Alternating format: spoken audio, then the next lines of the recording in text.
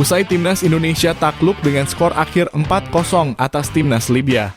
Sudah tentu terdapat daftar nama-nama pemain yang memerlukan evaluasi agar bisa tampil lebih baik pada laga kedua besok di tanggal 5 Januari. Timnas Indonesia pada dasarnya di laga kemarin tampil cukup dominan dengan berhasil mengoleksi sebesar 60% penguasaan bola. Timnas Indonesia juga berhasil menciptakan lebih banyak umpan dari timnas Libya dengan 350 lebih umpan dengan tingkat keberhasilan 81%. Akan tetapi sayangnya anak asuh Coach Sintayong seringkali melakukan kesalahan umpan khususnya pada lini pertahanan. Yang mana hal ini menjadi kesalahan yang sangat fatal dan membuat timnas Indonesia harus menelan pahit 4 gol yang menyerang ke gawang skuad Garuda. Hal semacam ini sudah tentu harus segera dijadikan bahan evaluasi bagi seluruh skuad agar tidak kembali melakukan kesalahan serupa pada laga yang akan datang. Kesalahan ini juga menjadi catatan yang positif mengingat para pemain berkemungkinan tidak akan melakukan kesalahan serupa pada laga resmi di Piala Asia Qatar yang akan datang. Berikut ini merupakan daftar nama pemain yang perlu dievaluasi jelang laga kedua uji coba melawan timnas Libya jelang fase grup Piala Asia 2023. Jordi Amat. Jordi Amat sebagai pemain paling berpengalaman di timnas Indonesia pada laga ini sangat disayangkan kembali menunjukkan performa yang kurang maksimal di dalam pertandingan. Pemain asal Johor Darul Takzim tersebut kembali membuat kesalahan fatal dengan memberikan operan kepada tim lawan. Hal tersebut pun menjadi sebuah blunder yang sangat merugikan sebab timnas Libya langsung dapat memanfaatkan peluang dan menciptakan keunggulan dari gawang yang dijaga oleh Syahrul Trisna. Blunder yang dilakukan Jordi Amat pada bulan ini tidak hanya terjadi satu kali. Dirinya bahkan telah merugikan skuad Garuda sejak kualifikasi Piala Dunia kemarin melawan timnas Irak dan juga Filipina.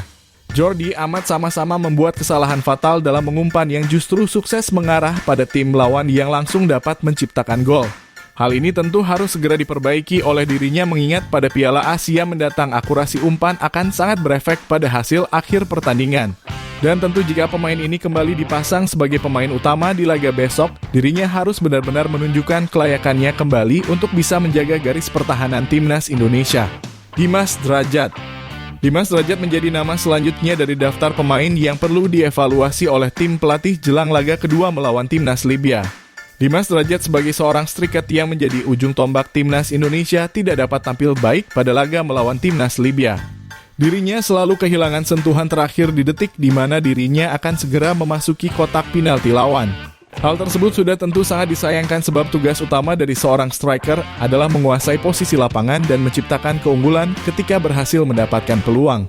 Tugas ini tidak dapat dituntaskan dengan baik oleh ujung tombak yang masih memiliki banyak kesempatan untuk bisa membela timnas Indonesia. Tentu saja dengan penampilannya yang kurang maksimal tersebut tim pelatih dapat menggeser namanya dari daftar pemain utama dan digantikan dengan para pemain lain yang berposisi serupa. Dendi Sulistiawan. Dalam setiap pertandingan timnas Indonesia, nama Dendi Sulistiawan tidak pernah luput dari komentar para netizen, khususnya dalam segi penampilan. Selain itu, netizen juga selalu menyoroti tentang keputusan pelatih yang selalu memasukkan namanya sebagai pemain utama meskipun dirinya sedang dalam performa yang buruk. Pada laga kemarin malam hal tersebut dapat terlihat jelas dari pergerakan Dendi Sulistiawan yang nampaknya kebingungan selama 45 menit jalannya pertandingan. Dendi Sulistiawan yang saat itu bermain sebagai pemain sayap masih kesulitan dalam menguasai lapangan tempatnya berperan. Tidak hanya itu, Dendi Sulistiawan juga lebih memilih melakukan dribbling ke arah kotak penalti dan kehilangan bola dibandingkan mencari opsi alternatif dengan memberikan umpan kepada rekan setimnya. Sudah tentu hal ini harus menjadi bahan evaluasi mengingat penampilan Dendi Sulistiawan selama di timnas Indonesia sangatlah minim kontribusi dan jarang mendapatkan sentuhan baik di dalam lapangan. Justin Hubner. Meskipun masih berstatus sebagai pemain debutan, namun kritik juga tidak luput dari wonderkid timnas Indonesia yang kini berkarir di kasta 1 Liga Inggris. Justin Hubner yang memulai debutnya pada 45 menit terakhir pertandingan pada dasarnya dapat tampil cukup baik. Dirinya sangat merepresentasikan permainan profesional yang ditunjukkan Liga Inggris dengan ketajaman umpan dan ketenangannya dalam menghadapi tekanan. Akan tetapi dikarenakan dirinya yang terlalu percaya diri di dalam lapangan justru membuatnya melakukan kesalahan fatal sebanyak 2 kali di dalam lapangan. Justin Hubner seringkali melakukan umpan yang sangat membahayakan bersama rekan setimnya di dalam kotak penalti. Yang mana sudah tentu hal ini belum menjadi hal yang dikuasai oleh rekan setimnya di timnas Indonesia. Pada akhirnya umpan-umpan pada sudut sempit tersebut berhasil dipotong oleh lawan dan membuat timnas Indonesia kecolongan sebanyak 2 gol disebabkan blunder yang dilakukan oleh sang pemain. Adam Alis. Pemain asal Borneo FC Adam Alis juga menjadi pemain yang menjadi sorotan dalam laga pertama melawan timnas Libya di babak kedua. Dirinya yang masuk bersamaan dengan skuad inti timnas Indonesia belum dapat dengan baik melakukan tugasnya sebagai pemain sayap. Adam Alis masih seringkali tidak terhubung dengan rekan setimnya, khususnya Edo Febriansyah yang berulang kali melakukan pergerakan tanpa bola yang sangat baik di dalam lapangan. Dibanding melakukan umpan terobosan, Adam Alis lebih memilih mengatur tempo permainan yang sudah tinggi dan meredam momentum yang telah coba dimaksimalkan oleh rekan setimnya. Meskipun dirinya juga tampil sebagai pemain yang berposisi bebas, dirinya masih perlu memahami perihal kerjasama tim di skuad Garuda. Tentu catatan ini bukan catatan yang besar mengingat hal ini dapat diperbaiki oleh sang pemain pada laga kedua besok melawan timnas Libya kembali. Rafael Struijk biasa tampil dominan dengan pergerakannya yang sangat baik dalam penguasaan bola. Namun pada laga kemarin Rafael Struijk tidak banyak tersorot disebabkan dirinya yang terlalu masuk ke garis tengah lapangan.